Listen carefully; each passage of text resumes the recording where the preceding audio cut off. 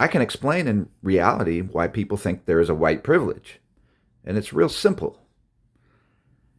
The evolutionists, and now that's the only part that's not super clear, but to me, I think the evolutionists mostly dumped drugs on black neighborhoods after they promoted prohibition. Now, they dumped it on poor neighborhoods too, but they targeted black folks specifically.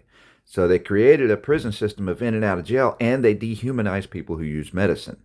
So, and so the drug free zones mostly were white neighborhoods, and the non drug free zones happened to be what turned into the ghettos, the parts that were taken over by drug cartel I call ghetto, whether it's a white ghetto or a black ghetto, but there's a lot of black ghettos because that was the goal of the Democrat Party to create slavery, make ghetto slaves to the cartels.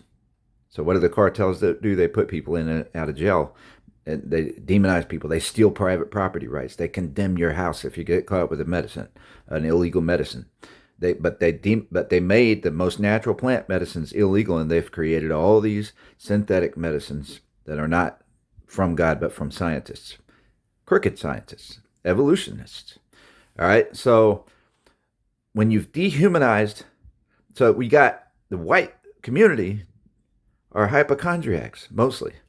There's a lot of white drug cartels now. They're white and black drug cartels are just the same. They hate, steal, and all this stuff, lie, and but they're angry partly for a reason. Some of them are conspirators. Some are slave masters. A lot of them are slave masters. A lot of black slave masters out there, and white slave masters in the gangs, right?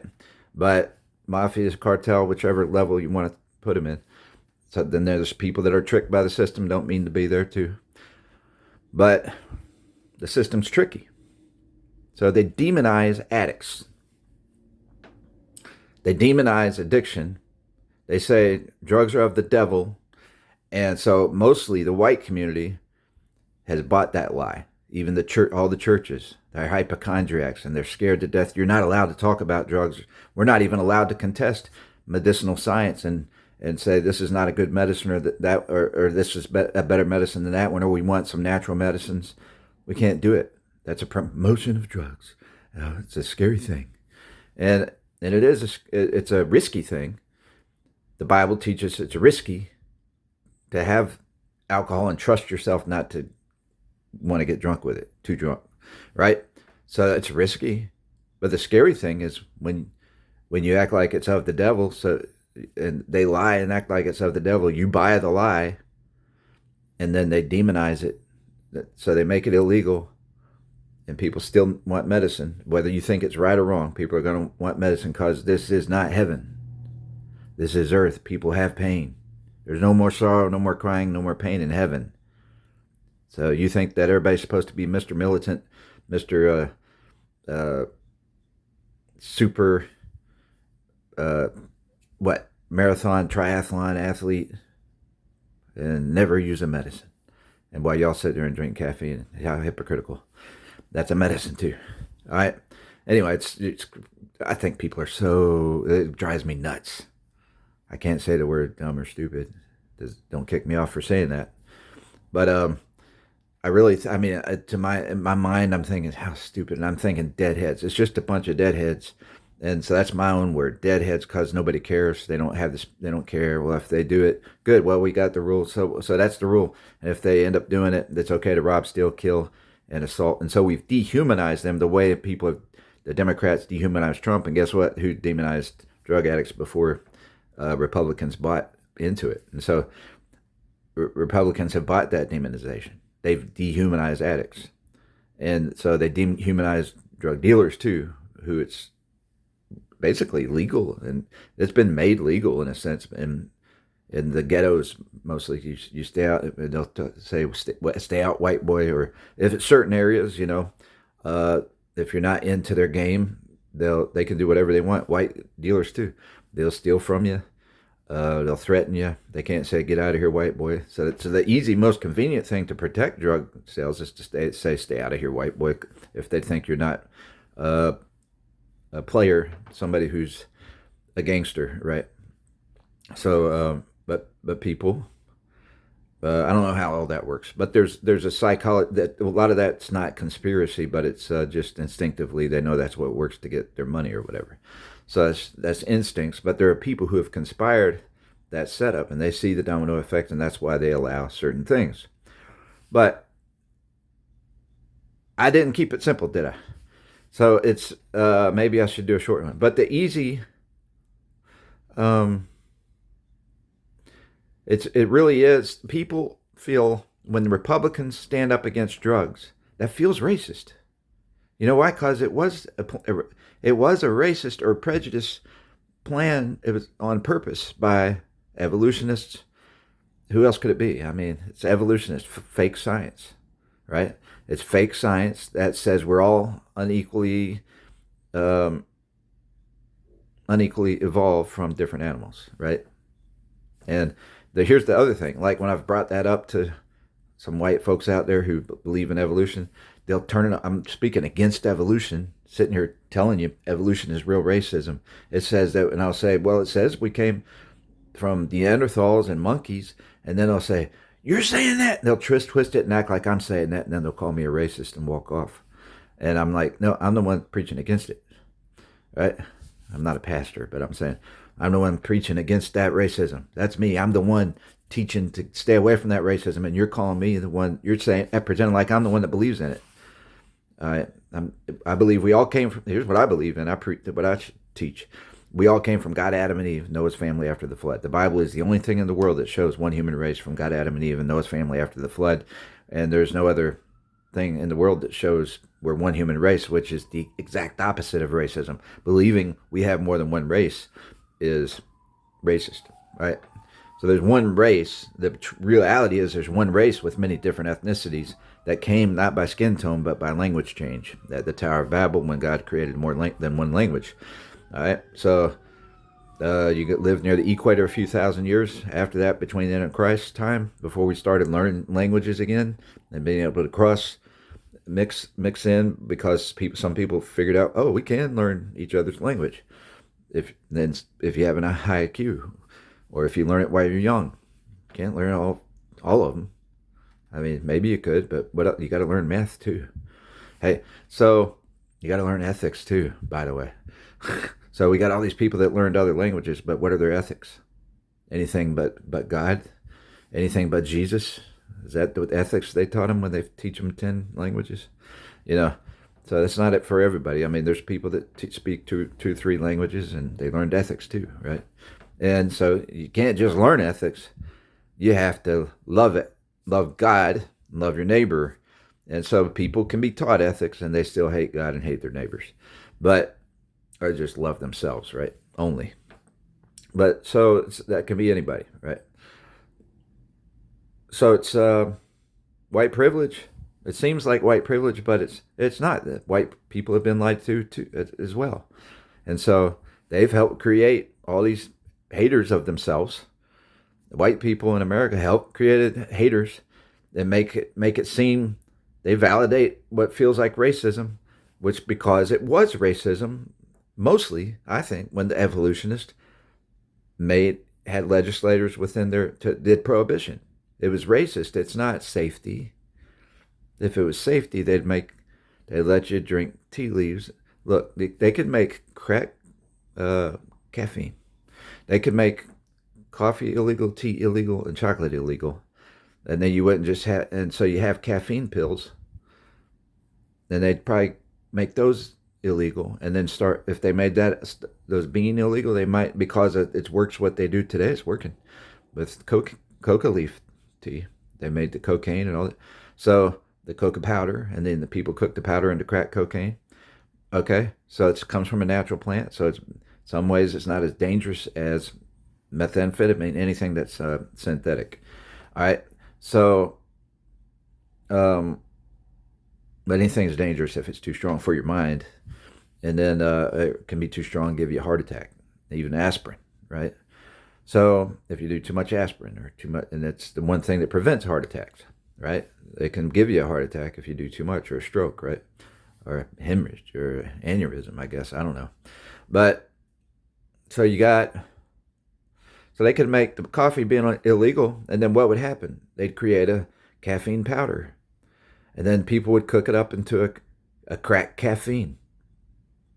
And then, so the biggest issue with that is who drinks 20 cups of coffee? Nobody. There's something in the coffee that helps suppress your appetite. And so you're not going to do too much caffeine because you feel the dehydration effect and stuff, because it's a diuretic. Even with teas, who puts 15 green tea bags in their cup? Pretty much nobody, because it has stuff in it that suppresses your appetite for too much, and you know you've had enough. And so, but when you have a caffeine pill, you could take it too fast, and you'll know you had enough pretty quick, because it's worse for your heart than cocaine, from what I understand. I mean, it seems that way with caffeine, that it gets your nerves going, and if you get too much, it's really, how many people die from that and have a stroke, and everybody and the doctors say we don't know what caused it, but they had a stroke. It's probably caffeine. I bet you it's 60% of the time it's too much caffeine or overeating or something.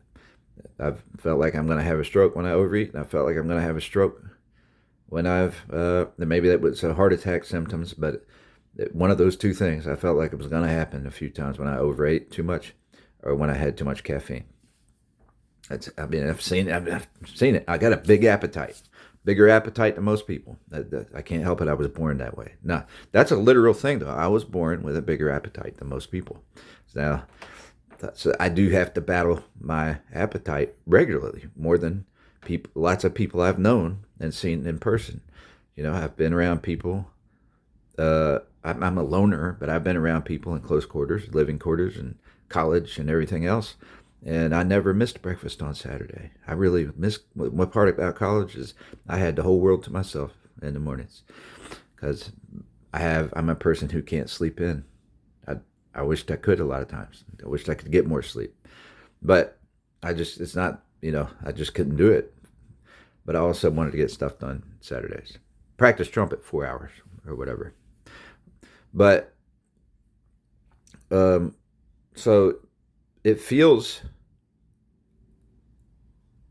okay. White privilege. I'm talking about how it feels racist, but it feels like white privilege when you're not allowed to have a bank account because you're sandwiched into the cartel slavery, the ghetto slavery, the homelessness slavery, because things were taken from you. They were allowed to be robbed from you, first of all, by the cartels even. That they steal everything you have, so you end up homeless, right? It's not because you went and spent all your money on. The truth is, it's because they were allowed to rob you. It feels like, and then you can't. So if it happens to white people too, but it feels like dehumanizing race. It feels like prejudice. It feels like Phariseeism. It feels like fake Christianity when you look to the Christian venues to help you. It feels like crap. Like when you go to homeless shelters and you're treated like it's a prison, but then they're hypocritical, and the cartels surround those places, and they won't stay out of your face, and they follow you to the bathroom. You want something at the bus stations and everything else. You can't go to a bus station without it being in front of you.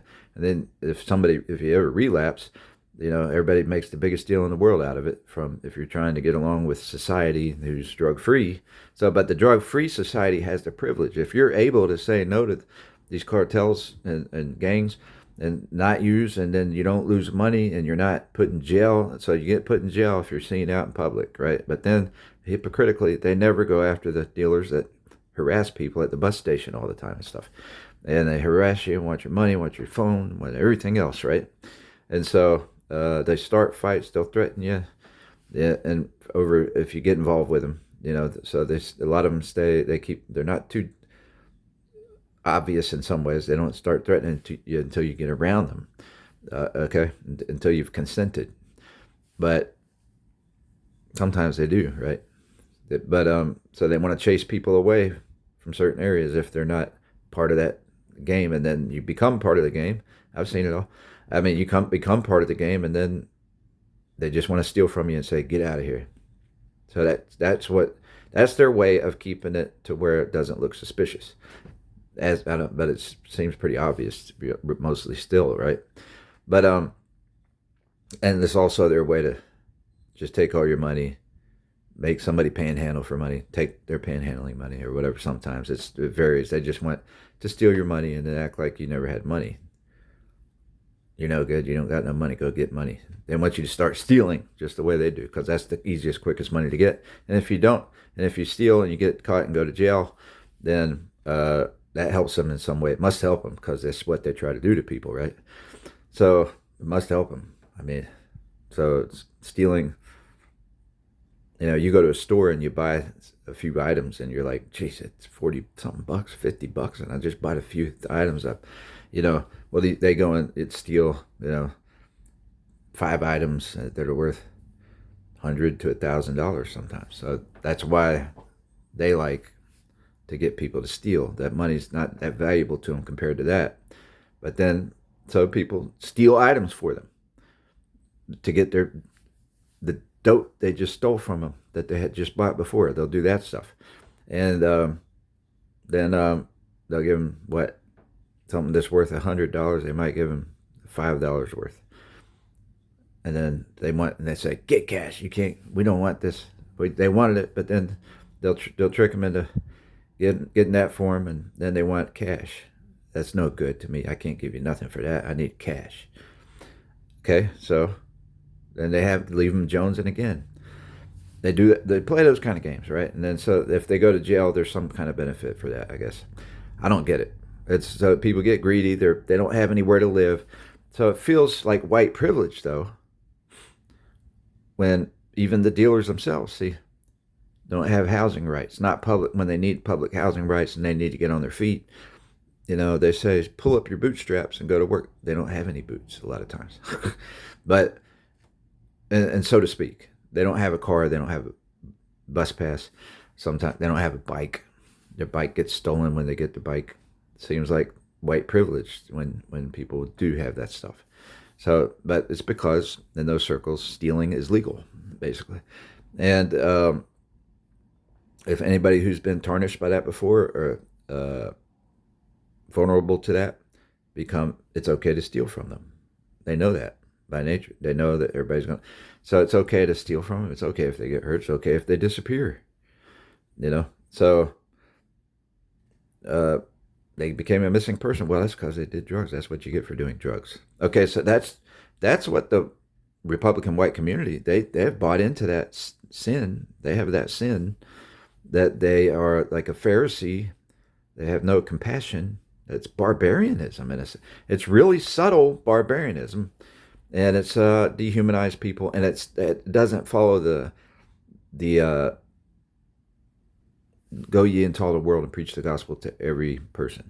All right. So now I'm not going to say people should go approach a lot of the folks that are agitated, been highly agitated their whole lives in the street, because they can have short tempers and be angry. But if it's for you to do it, take a chance and go with a group. A lot of times they're also hungry, and they accept the kindness that you're extending through to them from the Holy Spirit when you have given food, right? So they have a chance to see the Holy Spirit through those actions, and at some point, at least as agitated as they are and tired as they are and hungry as they are, they find a way to, a lot of times, be more peaceable, and that can, if they don't choose Christ right away, they may in the future, right? You're planting seeds. I look at it like planting seeds.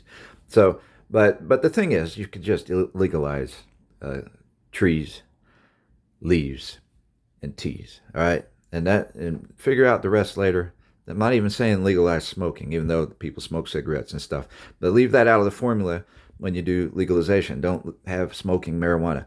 2 leaves to a tea bag, something like that, right? And they're from the natural plant, and you drink the tea, and it's got to be like coffee and green tea now. You don't put 10 tea bags in it. People just don't do it. I do quite a bit of cinnamon sometimes, or cloves and ginger, and add my sweetener. But generally, they just don't do a lot of oregano and those things, because there's something to them that keeps you from wanting too much. They're pretty strong, too. They're pretty hot But there's something natural in these natural plant medicines that makes you not want to overdo it. But when you do the concentrated forms, that's why they like making the powder in concentrated forms. Which, by the way, if somebody was trying to do it who's been pre-exposed, I'm for abstinence, I'm for all that stuff, but I think we need to get the science right, and then it won't. So it's not as deadly. I don't think it has to be deadly if somebody chooses to relapse on coffee. It doesn't have to be deadly. It shouldn't be for the other stuff. And so you create safer forms. But if I forgot my point now before that. But if somebody, well, I forgot the point. It just lost me. But I had another science point there, or a practical point for dieting and stuff. Anyway, I'm getting at 20 minutes. Did not want to go this far, but it does feel like racism when people look around. And now it's called, I'm going to be racist.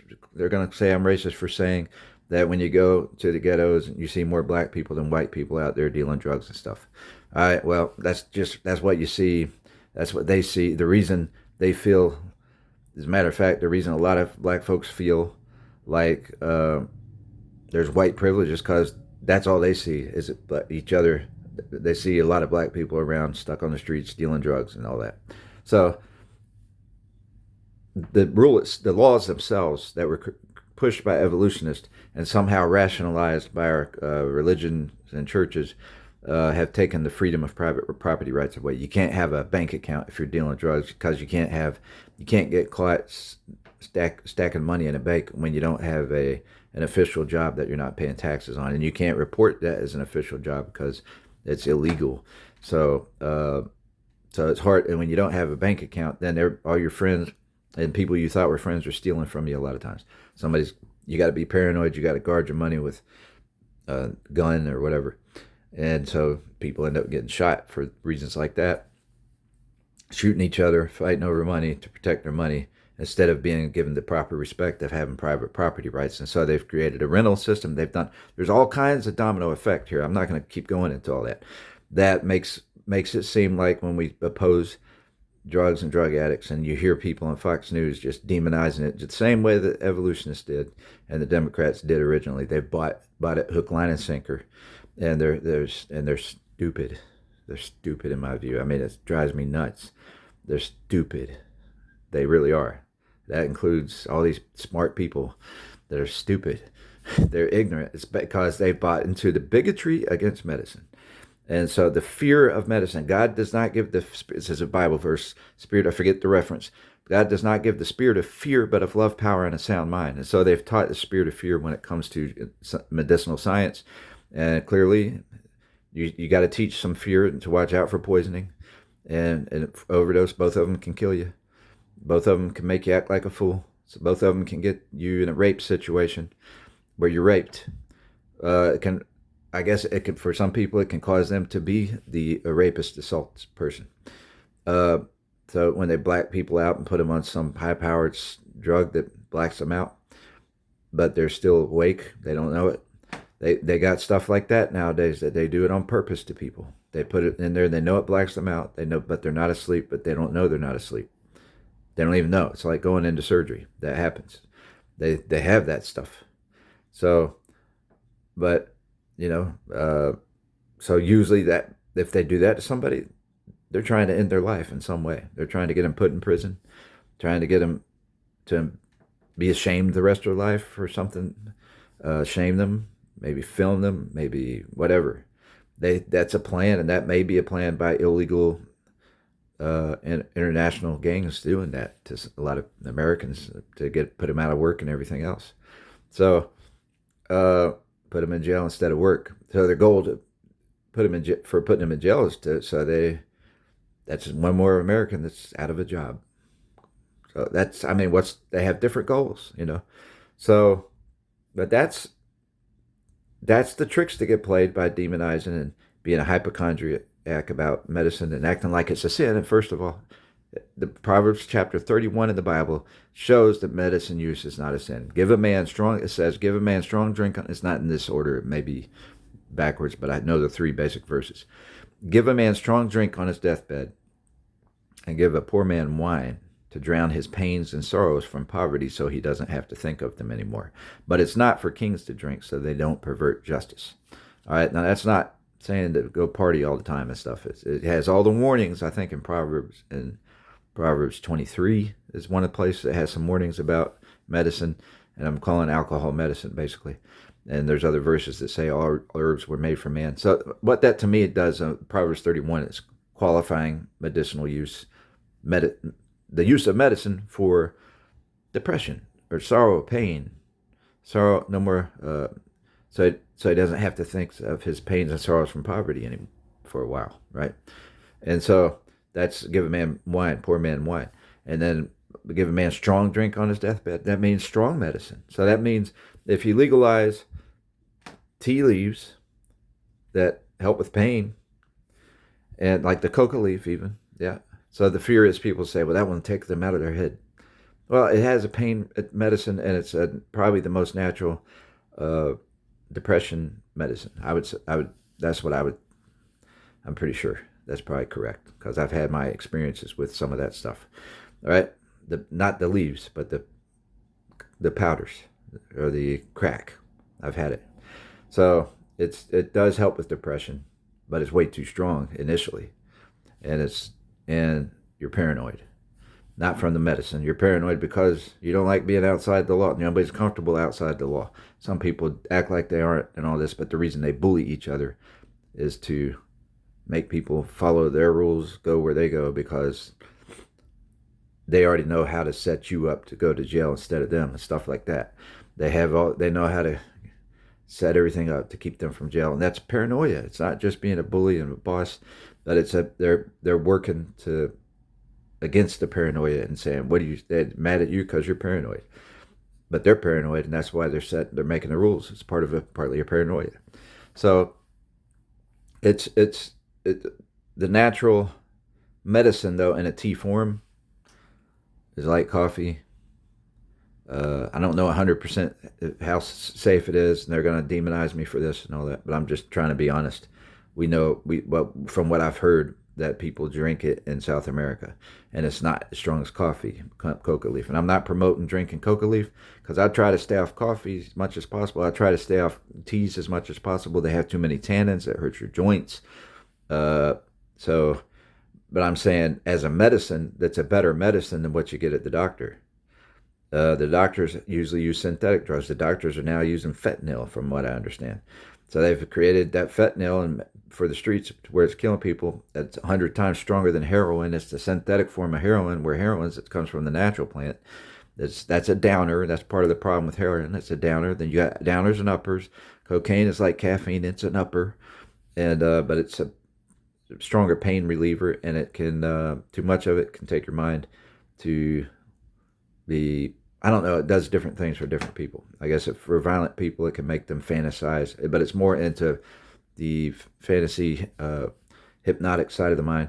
It can inflate people's sexual drives and all that kind of stuff, apparently. So it depends what suits what your temptation is, I guess. But so it can cause you to sin, yeah, and too much of it can. So I don't know what the coca leaf does, but even caffeine can do that. I've seen people drink caffeine and lose their tempers, get nervous, they're shaky. But if people who have done it regular for a long time have ADD and are short-tempered, but also somebody has that buzz going, they might feel a little more sociable. And sometimes when you're more sociable, just to be sociable and to relax in a sense and be more sociable, then you might be more prone to lust. I mean, you should be sober, be vigilant, for your adversary, the devil, walks about like a roaring lion, seeking whom he may devour, right? And I don't think that verse even is saying to be sober from alcohol. When it says to be sober, be vigilant, that's part of it, but the main part it's talking about is to be sober, not prideful, to be temperate, and not. So it's saying to stay temperate when it says be sober and be calm and in tune to God. And it's not just being sober from alcohol and stuff to do that. You have to take the time to focus, try to learn to stay focused and temperate and judicious and all those kind of things. I think that's what sober means, which also includes not to be high or drunk, right? So the Bible it just talks about being high as just another form of drunkenness. But okay, so that's how I interpret it. All forms of drunkenness it mentions. I got to go because it's down to 30 minutes. But believe in one human race from God, Adam, and Eve.